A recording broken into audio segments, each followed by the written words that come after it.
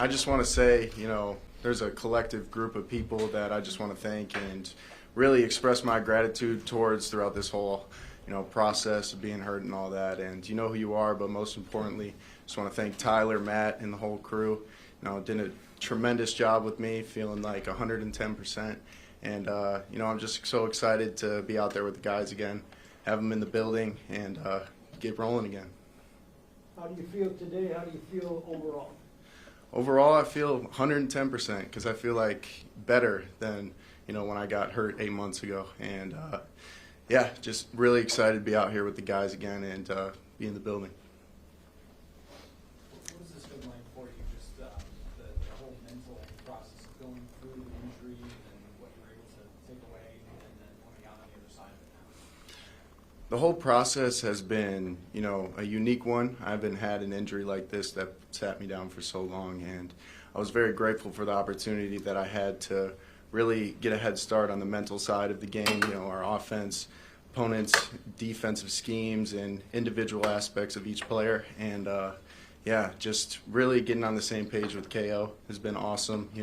Last season, seeing how he calls the games and everything like that, as well as, the intricate personality traits of the guys on the team and being able to, feed those that help strengthen the overall group and help strengthen them individually and, be there for them when, some things aren't going their way, and you could address it from something you learn off the field and, help get them back to neutral baseline.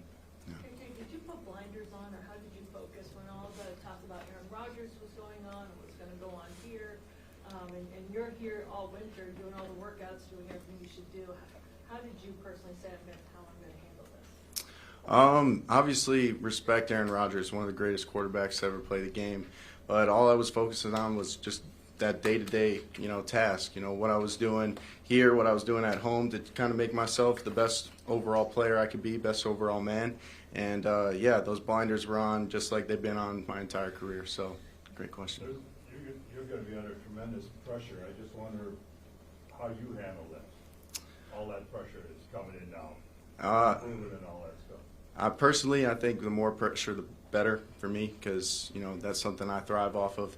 And they always say the cliche, pressure is a privilege, but that's something that you sign up for when you play in the National Football League, especially at the quarterback position. And I feel like pressure, all it does is just bring out what's inside of you. And I feel pretty good about what's inside of me. And more pressure, the better, honestly. You don't like sitting around, J.J., and obviously you didn't have a choice in this.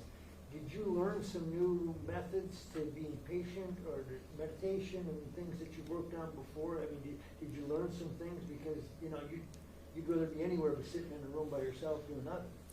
That's a great question, Mike. I feel like the biggest thing I picked up was just a gratitude journal. As simple as that. The little things that go, overlooked and underappreciated when you are healthy and you can walk, or, just even the ability to see. And I feel like that's been a great anchor for me every single morning, along with my meditation, to kind of, put great perspective into my days and, jumpstart my day. Do you think you're ready to start? I know I'm ready to start. Wow. I appreciate that question, Kevin, because all the work I put in and just the confidence in my skills and abilities and just being able to do my job and simplify things to, the best of my ability every single day, and, just take it one day at a time, one play at a time. And, I have a tremendous coaching staff, a tremendous group of guys around me that I can lean on, and they can lean on me.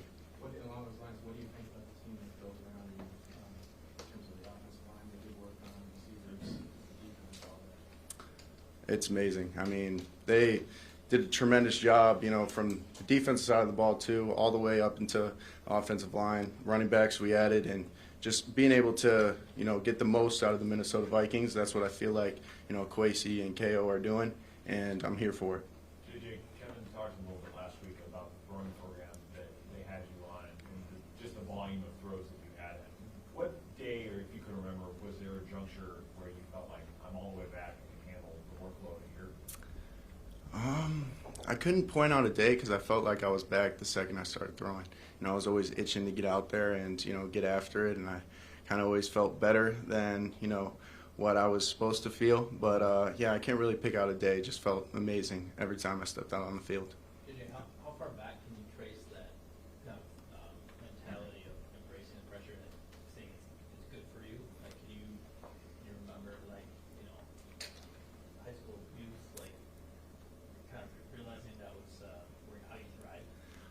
I would say, you know, I came across this quote, you know, people with ADHD, they find calm in the chaos and chaos in the calm. And I've always felt like, you know, ever since I was a kid, just any competitive environment I was in, I felt like I was at home. And, you know, obviously playing at Michigan, and, you know, there's 110,000 and you're one of the most prominent, you know, universities out there. I feel like that's where I feel most comfortable, is when, you know, the lights are the brightest, the stage is, you know, the biggest stage out there, and yeah, I know it's going to be a lot more of that to come. JJ, why did you lose as much weight as you did during the rehab process? When some people saw you on the TV one of those weeks and were kind of surprised that they'd seen you before, it looked a lot different. Yeah, it was just the combination of, you know, not moving at all, not working out. You know, I'm somebody that needs to work out in order to put on weight, so, you know, I'm back up to 215, exactly where I want to be. And, yeah, it's amazing how fast it, you know, kind of peaks and valleys, but feel like I'm in a really comfortable spot, and just kind of maintaining from here. How low did you get? I was pretty low, probably like, you know, in the high 180s range. But, yeah, that's just kind of normal. Put it on, like, within 2.5 weeks once I started working out again, so, yeah. What stood out most, originally listening to Kevin call games, but what did you learn most from kind of hearing the audio of that kind of up close and personal?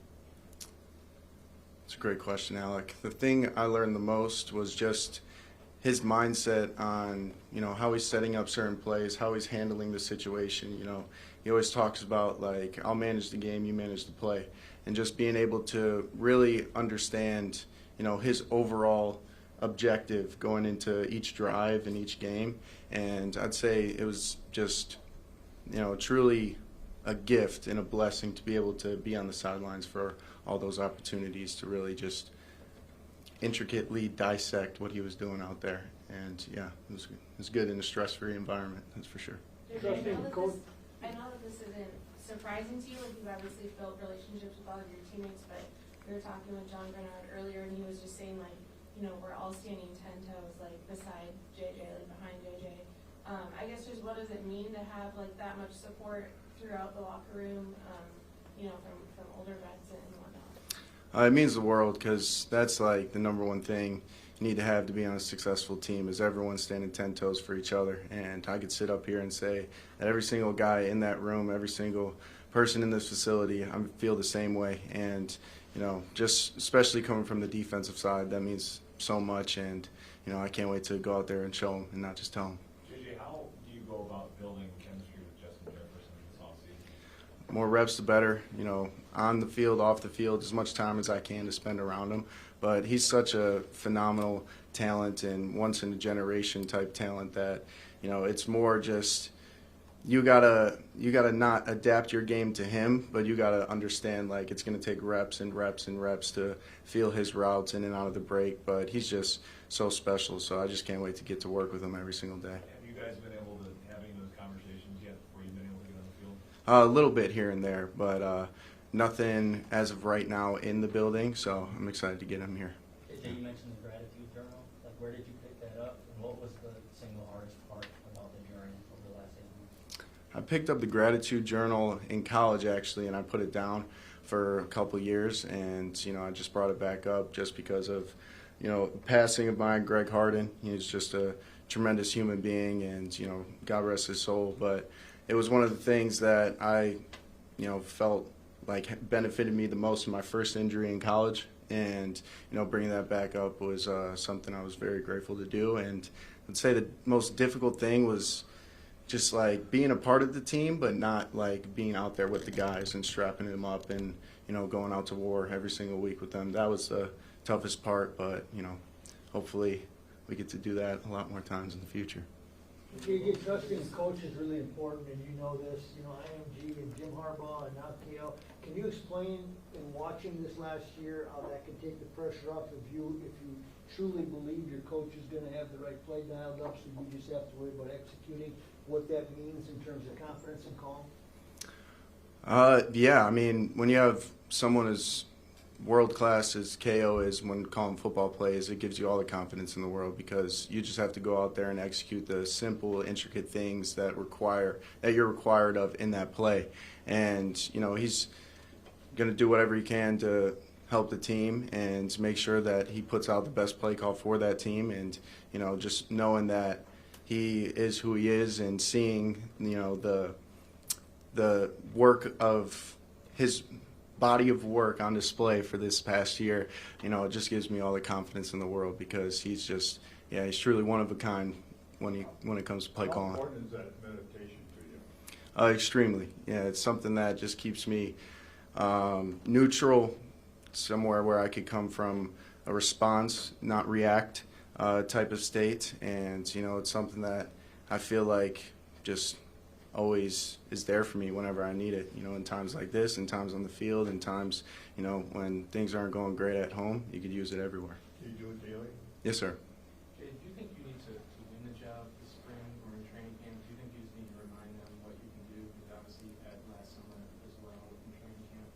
How will you sort of set your mind in that regard? I got to win it with myself every single day. It's a competition with myself, and obviously it's just putting your best body of work, my best body of work out there, but it comes with, looking myself in the mirror every night and did I get better? And, if I keep this, non-comparative aspect to it and just really focus on being the best versions of myself, that's really where I'm aiming and that's where I'm trying to go. J.J., when you got a veteran team coming off 14 this season, how do you go about, winning the confidence? I mean, players have talked about having confidence already, but how do you go about making this kind of your team or asserting yourself in a veteran team that's had success and wants to keep going?